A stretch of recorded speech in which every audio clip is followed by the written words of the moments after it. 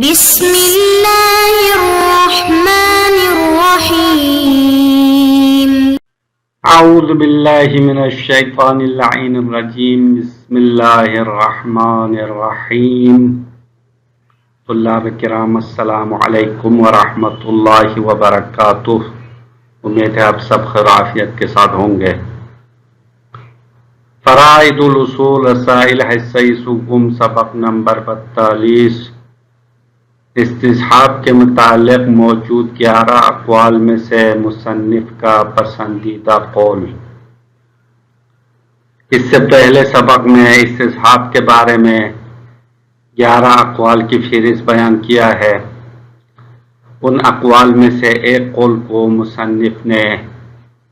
قبول کیا ہے اور آج کے بعد اسی قول کے بارے میں گفتگو جاری رہے گی۔ مصنف کے نزدیک استصحاب کے بارے میں موجود اقوال میں سے 9واں قول اقویٰ ہے۔ گزشتہ 11 اقوال میں سے 9واں قول مصنف کا انتخاب کردہ قول ہے، جس میں شک رافع اور مقتضی کے درمیان تفصیل دی گئی ہے۔ شک مقتضی میں استصحاب معتبر نہیں ہے، شک رافع کی صورت میں استصحاب معتبر ہے۔ صاحب کتاب کی نظر میں مذکورہ 11 اقوال میں سے 9واں قول اقویٰ ہے۔ اس قول کے قائل جناب محقق حلی اور صاحب معالم ہے، تو یہ قول صرف مصنف کا نہیں ہے، باقی علماء میں سے جناب محقق حلی اور صاحب معالم بھی ہے۔ جیسا کہ جناب محقق حلی کی کتاب معارج میں ان سے حکایت کی گئی ہے کہ انہوں نے کہا،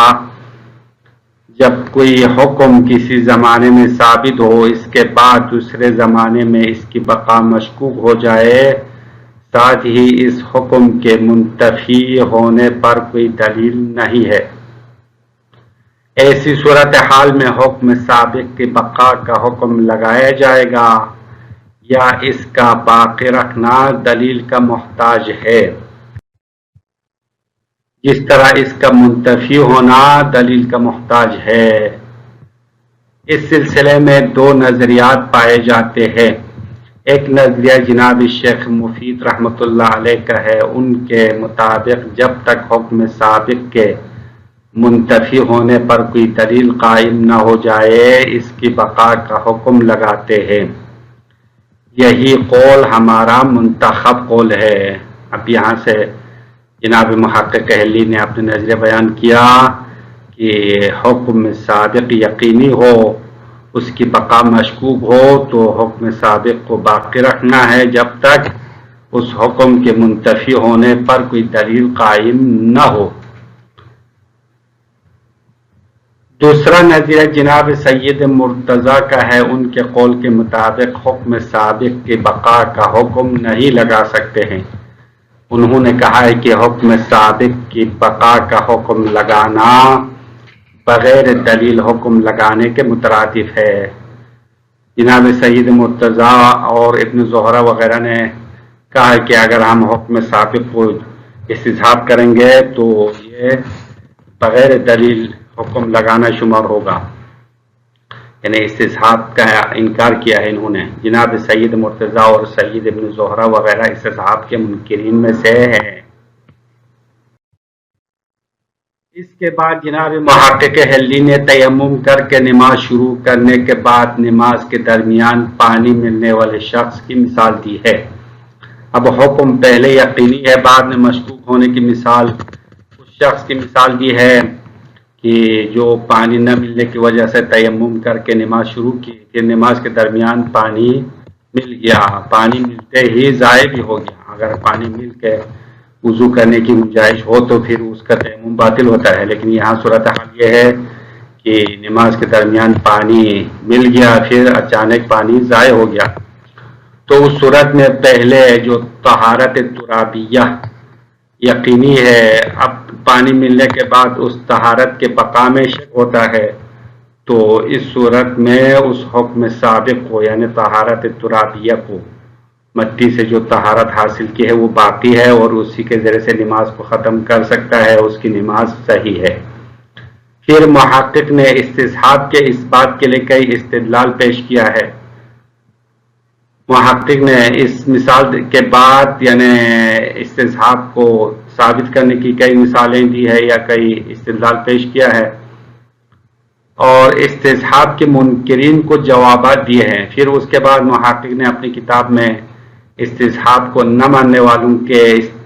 ادلہ پیش کیا اور ان کو جواب بھی دیا۔ اس کے بعد انہوں نے اپنا نظریہ بیان کیا ہے اور کہا کہ جس بات کو ہم نے اختیار کیا ہے وہ یہ ہے کہ ہم حکم سابق کی دلیل میں غور کریں گے۔ اگر وہ دلیل بطور مطلق حکم کے استمرار پر دلالت کرتی ہے تو بقا کا حکم لگانا ضروری ہے۔ تو جناب محقق کہہ رہے کہ اگر حکم سابق کو ثابت کرنے والے دلیل اس حکم کے باقی رہنے پر بھی دلالت کرتی ہو، حکم کے استمرار پر بھی بطور مطلق دلالت کرتی ہو اور رافع میں شک ہو تو حکم سابق کو باقی رکھنے کا حکم لگانا ضروری ہے۔ حکم کے استمرار پر دلالت کرنے کے لیے عقد نکاح کی مثال دی ہے۔ جناب محقق نے اپنی کتاب میں حکم کے بقا پر دلالت کرنے کے لیے ایک مثال دی ہے، وہ ہے عقد نکاح والی مثال۔ حکم کے استمرار پر دلالت کرنے کے لیے محقق حلی نے عقد نکاح کی مثال دی ہے۔ اس مثال کی وضاحت اور ایک شبہے کا ازالہ۔ جناب محقق حلی کہتا ہے عقد نکاح ہمیشہ کے لیے ہم بستری کرنا حلال ہونے کا سبب بنتی ہے۔ تو عقد نکاح انجام ہو گیا تو ہمیشہ کے لیے شوہر عورت کے ساتھ ہم بستری کر سکتا ہے، اس کے لیے کوئی حد معین نہیں ہے۔ عقد کے بعد شوہر نے زوجہ کو ایسے الفاظ کے ذریعے طلاق دیتا ہے جن کے ذریعے سے طلاق صحیح ہونے میں اختلاف پایا جاتا ہے۔ اس وقت مباشرت کی حلیت باقی ہونا مشکوک ہو جاتا ہے۔ ایسی صورت میں ان الفاظ کے ذریعے سے طلاق صحیح نہ سمجھنے والے استدلال کر سکتے ہیں کہ ان الفاظ کے بولنے سے پہلے ہم بستری حلال ہونے کا مقتضی یعنی عقد موجود ہے اور مذکورہ الفاظ کے رافع بننے میں شک ہے، لہذا حلیت باقی ہونے کا حکم لگا سکتے ہیں۔ بس یہاں پہ استصحاب جاری کر سکتے ہیں چونکہ پہلے الفاظ مختلف فی کے ذریعے سے طلاق دینے سے پہلے حلیت وطی حلیت ہم بستری یقینی ہے، یقینی سابق ہے۔ پھر ان الفاظ کے ذریعے سے طلاق دیا جن الفاظ کے ذریعے سے طلاق واقع ہونے میں اختلاف ہے،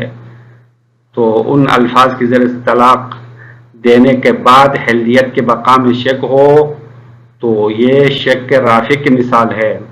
مقتضی موجود ہے، رافع مشکوک ہے، لہذا جناب محقق حلی کہتے ہیں کہ یہاں پہ حلیت کے باقی ہونے کا حکم لگا سکتے ہیں، استصحاب حجت ہے۔ شبہ، یہاں پہ اس استدلال پر اشکال کیا ہے کسی نے، کوئی شبہ ایجاد نہ کرے کہ حلیت کا مقتضی عقد تھی، وہ تو ختم ہو چکی ہے، اس کا باقی ہونا معلوم نہیں ہے۔ کوئی اس طرح اشکال کر سکتا ہے، شبہ کر سکتا ہے کہ مقتضی تو عقد ہے، عقد تو پہلے پڑھ کے ختم ہو چکا، اب اس کا باقی ہونا تو مشکوک ہے، نامعلوم ہے، تو حلیت کا باقی ہونا بھی مشکوک ہوگا۔ تو جناب محقق جواب دیتے ہیں، جناب محقق حلی شبہ کا جواب دیتے ہوئے کہتا ہے ہم بستری ہمیشہ کے لیے حلال ہونے کا مقتضی عقد کا حادث ہونا ہے، یعنی خود عقد نہیں ہے بلکہ وقوع عقد ہے، عقد کا انجام ہونا ہے، وہ تو ہو چکا ہے، یہ سلسلہ رافع کے آنے تک جاری رہے گا۔ تو وقوع عقد، عقد کا واقع ہونا، عقد کا انجام ہونا ہمیشہ کے لیے حلیت کا مقتضی ہے، تو عقد تو انجام ہو چکا ہے تو یہ سلسلہ رافع کے آنے تک جاری رہے گا، یعنی جب تک صحیح طلاق نہ ہو حلیت باقی ہے اور جاری ہے۔ پھر اس گفتگو کے آخر میں محقق نے کہا ہے کہ اگر ہمارے مخالف استصحاب سے وہی معنی مراد لیتے ہیں جس کو ہم نے بیان کیا ہے اور اس کا انکار کرتے ہیں اور کہتے ہیں کہ استصحاب پر عمل کرنا بغیر دلیل عمل کرنا ہے تو ان کی بات درست نہیں ہے۔ محقق حلی آخر میں کہہ رہے کہ استصحاب کے مخالفین شک رافع میں استصحاب کا انکار کرتے ہیں تو یہ بات درست نہیں ہے، لیکن اگر استصحاب سے ان کی مراد شک مقتضی والی صورت ہے تو ہم بھی اس کو نہیں مانتے ہیں۔ اگر استصحاب کے مخالفین جو استصحاب کو حجت نہیں مانتا ہے شک مقتضی والی صورت میں نہیں مانتے ہیں تو یہ بھی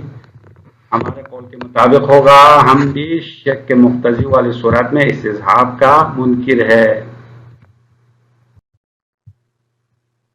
والاقوى هو القول التاسع، جناب شیخ فرما رہے کہ اقوا نواں قول ہے، نواں قول سب سے مضبوط قول ہے، وهو الذي اختاره المحقق، اور یہ وہ قول ہے جس کو محقق حلی نے اختیار کیا ہے۔ فإن المحكي عنه في المعارج، بے شک کتاب معارج میں اس سے حکایت کی گئی ہے کہ انه قال، محقق نے کہا اذا ثبت حکم فی وقت، اگر کسی زمانے میں حکم ثابت ہو جائے، ثم جاء وقت آخر، پھر ایک اور وقت آ جائے، ولم يقم دلیل علی انتفاء ذلك الحکم، پھر اس حکم کے منتفی ہونے پر کوئی دلیل قائم نہ ہو جائے، حل یحکم ببقائہ، تو یہاں پہ سوال یہ ہوتا ہے کہ آیا اس حکم کی بقا کا حکم لگایا جائے گا، ما لم یقم دلالت علی نفیہ، جب تک اس حکم کے منتفی ہونے پر کوئی دلیل دلالت نہ کرے، ام یفتقر الحکم فی الوقت الثانی الی دلالتین، یا دوسرے زمانے میں دوسرے وقت میں حکم ثابت کرنا دلیل کی محتاج ہے، دلالت کی محتاج ہے، یہ سوال۔ تو جواب میں خود محقق کہہ رہے کہ حکی عن المفید رحمہ اللہ انہ یحکم ببقائہ ما لم تقم دلالت علی نفیہ،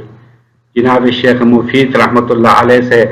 حکایت کی گئی ہے کہ جناب شیخ مفید حکم کی بقا کا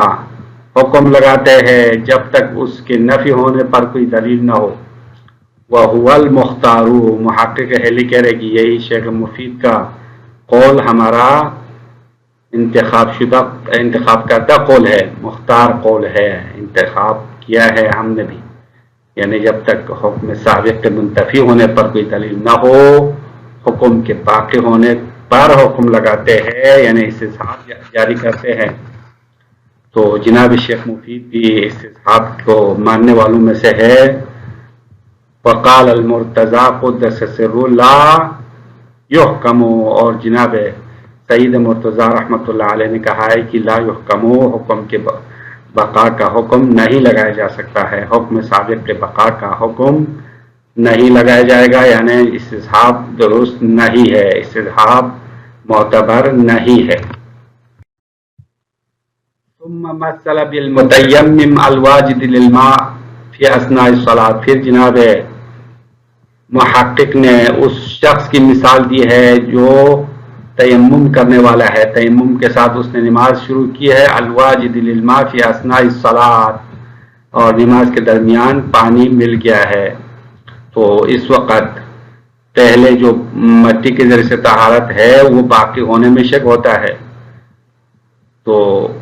اس وقت استصحاب جاری کر سکتے ہیں، استصحاب جاری کرنا ہے کیونکہ پانی ملنے کے بعد طہارت ترابیہ کے بقا میں شک ہو جائے تو اس کی طہارت باقی ہونے کا حکم لگاتے ہیں۔ ثم احتج لحجیت بوجوہ، ثم احتج للحجیت بوجوہ، پھر جناب محقق نے استصحاب کی حجیت کے لیے کئی طریقوں سے استدلال کیا، کئی استدلال پیش کیا ہے کتاب معارج میں، اب ان میں سے ایک استدلال بطور نمونہ پیش کرتے ہیں۔ منہا، ان استدلالات میں سے ایک یہ ہے ان المقتضی للحکم الاول موجود، بے شک حکم اول کا مقتضی موجود ہے اور اس کے معنی میں شک ہے، معنی مشکوک ہو گیا اور مقتضی موجود ہونا یقینی ہے تو استصحاب جاری کرنا درست ہے۔ ثم ذکر ادلۃ المانعین واجاب عنہا، پھر جناب محقق حلی نے استصحاب کے منع کرنے والے، استصحاب کو نہ ماننے والوں کا ادلہ ذکر کیا اور وہ اجاب عنہا، اور ان ادلہ کو جواب بھی دیا۔ ثم قال، پھر محقق نے کہا والذی نختارہ، وہ قول جس کو ہم نے اختیار کیا وہ یہ ہے کہ ان ننظر فی دلیل ذلک الحکم، کہ ہم اس حکم کی دلیل میں غور کرتے ہیں،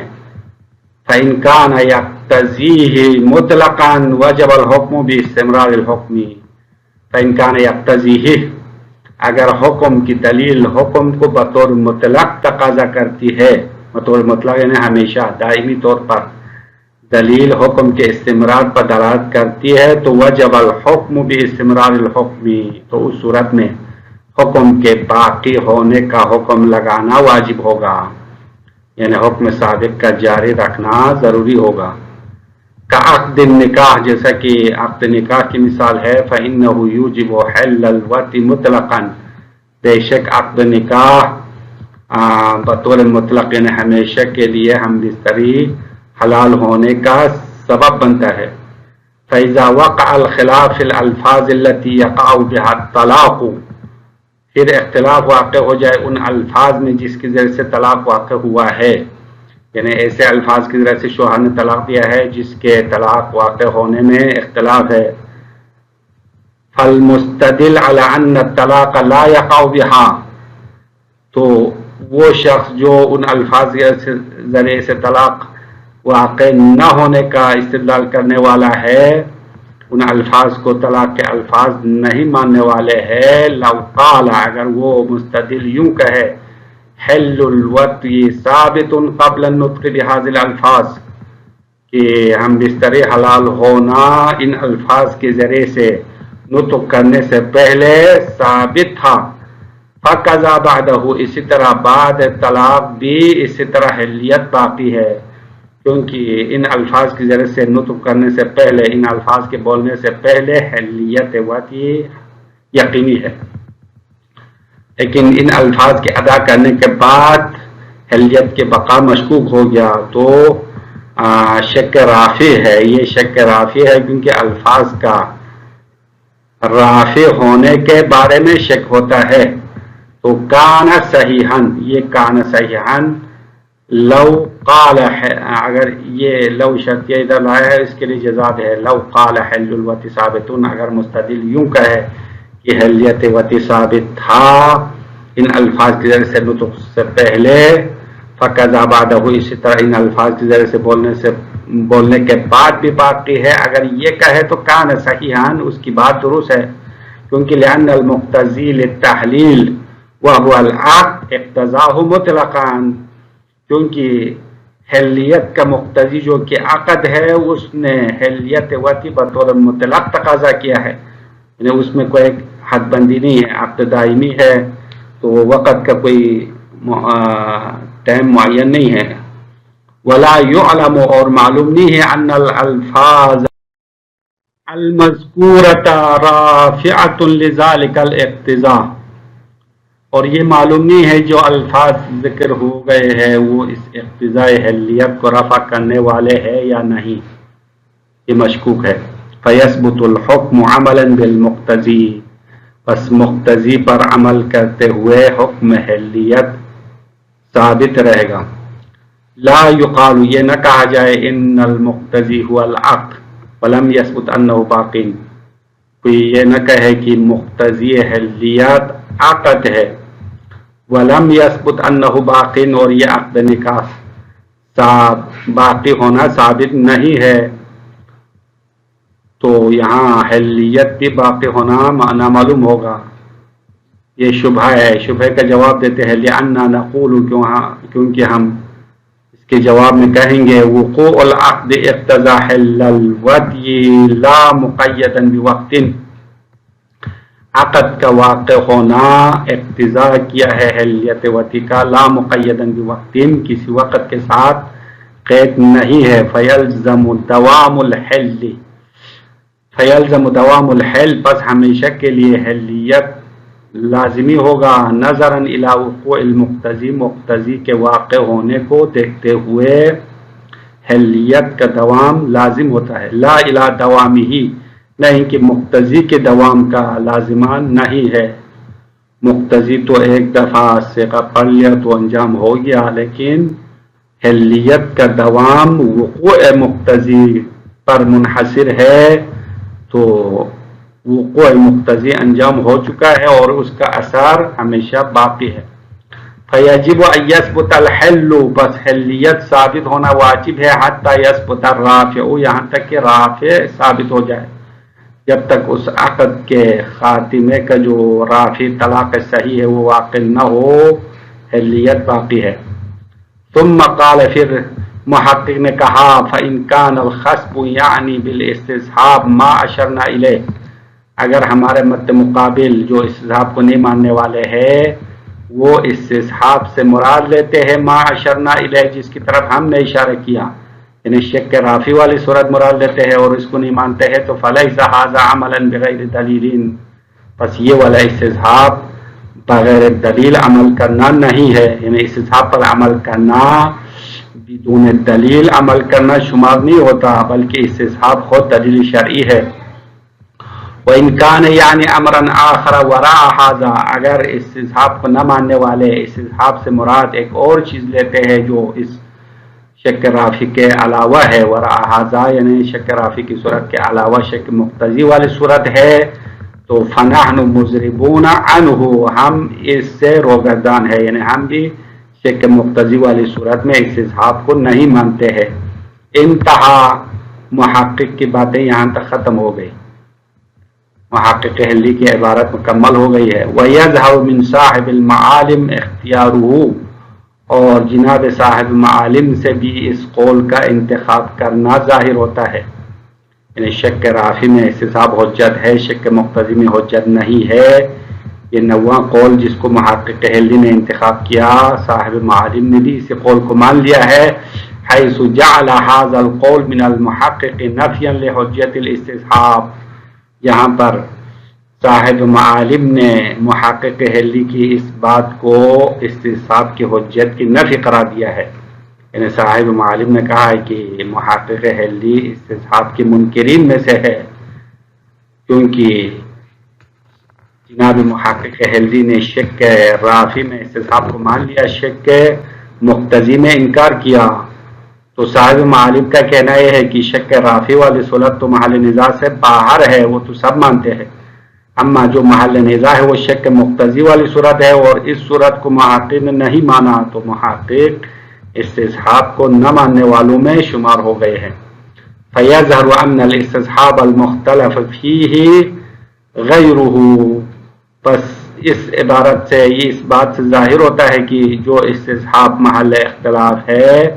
وہ غیرہ یعنی شک رافی کے علاوہ والی صورت ہے، شک رافی والی صورت محل نزاع نہیں ہے، وہ محل نزاع سے خارج ہے، اور شک مقتضی والی صورت محل اختلاف ہے، اور شک مقتضی میں محقق حلی نے استصحاب کا انکار کیا، تو محقق حلی صاحب معالم کی نظر میں استصحاب کے منکرین میں سے شمار ہو گئے ہیں۔ السلام علیکم ورحمۃ اللہ وبرکاتہ۔